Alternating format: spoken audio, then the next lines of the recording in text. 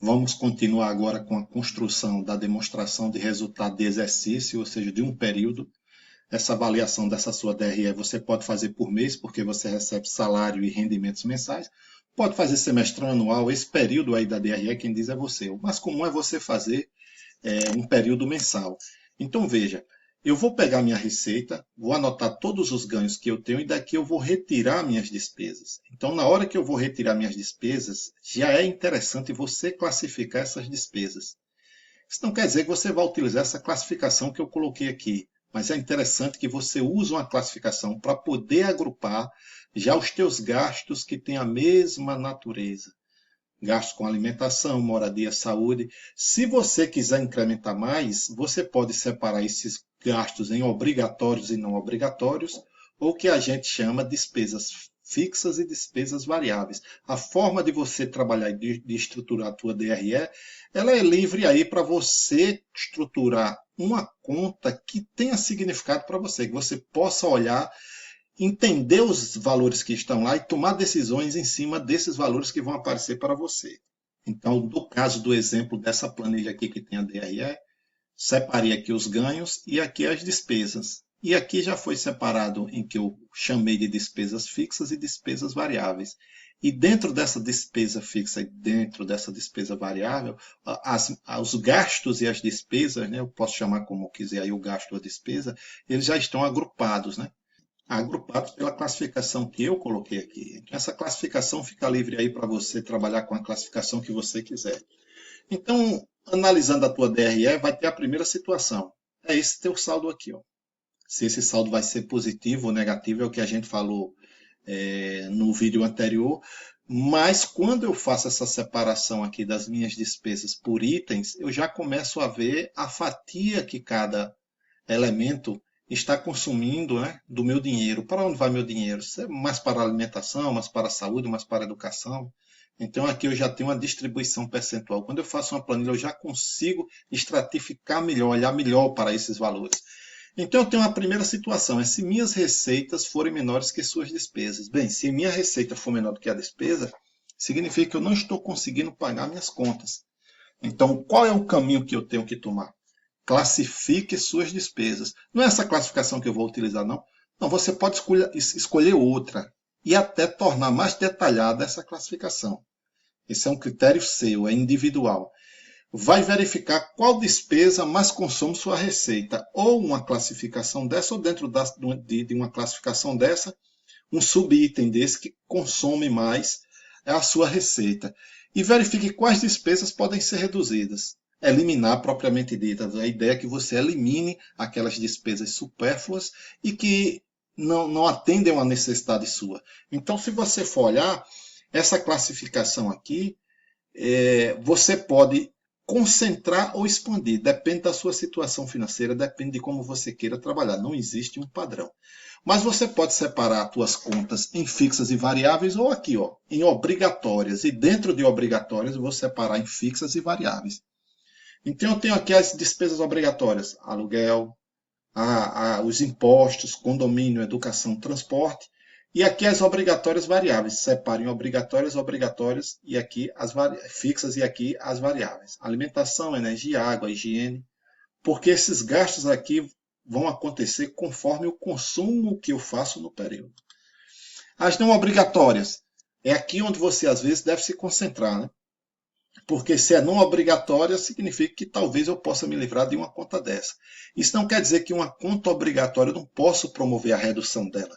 Então veja só, você já veja, quando eu estou trabalhando com contas obrigatórias, eu já tenho um certo compromisso assumido com um valor fixo para essas contas aqui. Aluguel, taxa condomínio, mensalidade de colégio, o próprio transporte, que eu já tenho fixo a quantidade de vezes que eu vou para o trabalho na semana.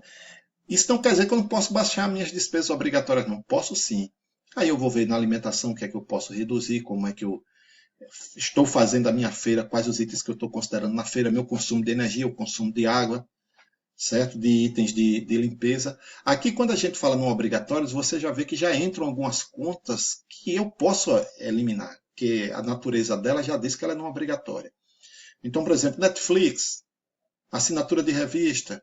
E as variáveis, produtos de beleza, aí não é produto de higiene, mas de limpeza, porque aqui já entram os produtos que a gente chama supérfluos. Certo? Então, essa forma de classificar, você é quem vai dizer. Agora, dentro dessa classificação, você pode chegar aqui na sua planilha e separar em itens obrigatórios, não obrigatórios, fixos, variáveis. Esse detalhamento que você vai dar à planilha, você quem decide. Tá certo? O interessante é que você conheça esses seus gastos. Há uma ressalva que a gente faz aqui. Há dois gastos que é interessante você não reduzir ou não fazer economia quando a gente se refere a esses dois gastos. O primeiro é o que a gente chama gasto com educação. Por quê? Porque através dos gastos com educação é que eu consigo me qualificar e essa qualificação vai fazer com que eu consiga rendimentos maiores, consiga empregos mais qualificados, empregos que me pagam um salário melhor. Eu consigo, às vezes, diversificar as minhas atividades, ter 2, 3, 4 fontes de rendas através da minha especialidade que eu tenho da minha formação, tá certo? Então, não podemos economizar quando a gente fala da questão da educação, porque a educação, dentro das finanças pessoais, é um investimento. Eu vou ter aquele gasto, mas é um gasto que vai me garantir que futuramente eu tenha receitas maiores. E o outro gasto que a gente fala é gasto com saúde. Por que gasto com saúde?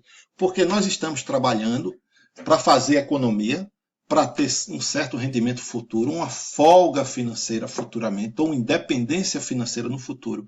E de que adianta eu me privar de alguns gastos hoje, ter esse benefício financeiro de usufruir dos juros compostos no futuro e não ter saúde para usufruir desse dinheiro. Então, quando a gente fala em reduzir despesas, como você vai analisar onde você vai cortar suas despesas, o interessante é que você não reduza em educação e muito menos em saúde.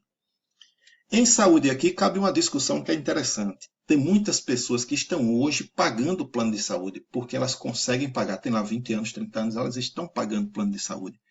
Mas o plano de saúde especificamente, ele tem uns steps de aumento, além do aumento que tem anualmente. Então, o que é que ocorre? Normalmente você está reclamando de planos de saúde porque os aumentos que ocorrem anuais, eles ocorrem acima da inflação.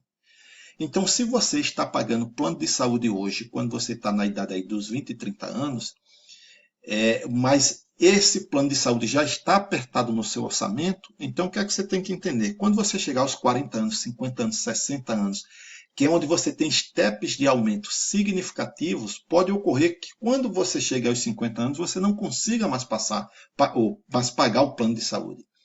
Então é interessante que você faça essa avaliação. Porque há uma informação, quando a gente fala na questão de gastos com saúde, que é o seguinte. Estatísticas mostram que 80% do teu gasto de saúde durante a tua vida, gastos médicos hospitalares, 80% desses gastos, eles se concentram nos 2 últimos anos da tua vida. Então, na verdade, você está pagando plano de saúde quando você tem entre os 20 e 30 anos, no momento que você é saudável na sua vida, e quando você chega na velhice, vai ter que se desligar do plano. Por quê? Porque ele não cabe mais no teu orçamento. Então, é interessante fazer essa avaliação. Eu vou mandar essa planilha para vocês, mas o interessante é que vocês construam essa planilha. Claro que hoje, com acesso à informática, com acesso a celular, se você procurar na tua loja de aplicativos, você vai ter diversos aplicativos de controle financeiro, de controle de finanças, que eles já fazem essa classificação dos teus gastos, já te apresentam um relatório final. Então é interessante que você tenha conhecimento desses aplicativos, veja a estrutura dos aplicativos e você pode usar um aplicativo desse no dia a dia. O ideal é que você anote tudo o que você gasta. Então, se você for olhar uma DRE dessa, ela é montada simplesmente aqui, vou colocando os meus gastos com alimentação, moradia, saúde, né? Educação, transporte, vou listando, tenho esses valores vão ser transportados para cá, e aqui eu tenho um percentual dos meus gastos em relação ao percentual total.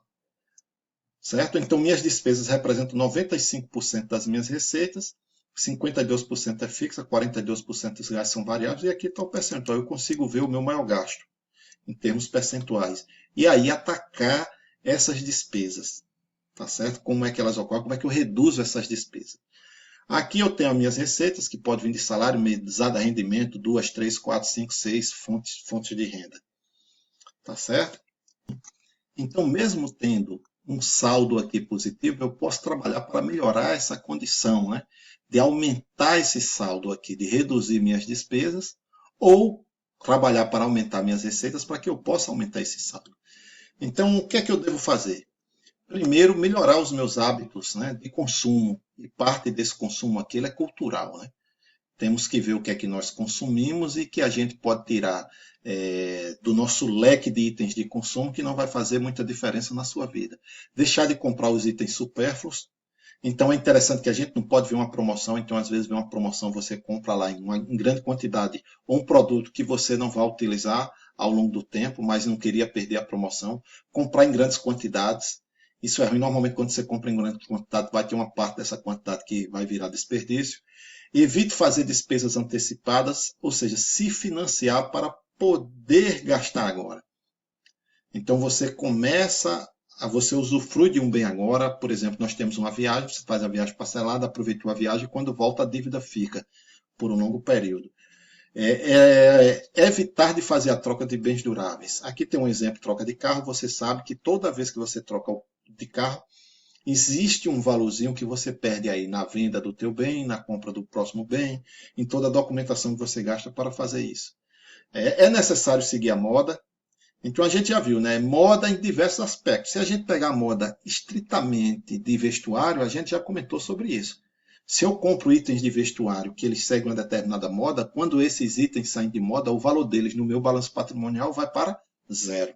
Continuando, vamos viver conforme as nossas posses. Não adianta você querer viver uma vida que não é a sua ou que você não pode pagar.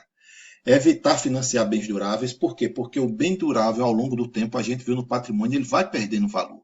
E às vezes tem alguns bens duráveis que, além dele perder valor ao longo do tempo, ele vai me gerando algum passivo, algumas contas que eu tenho que gastar para, né, ter a manutenção desse bem entre meus itens de posses. Né?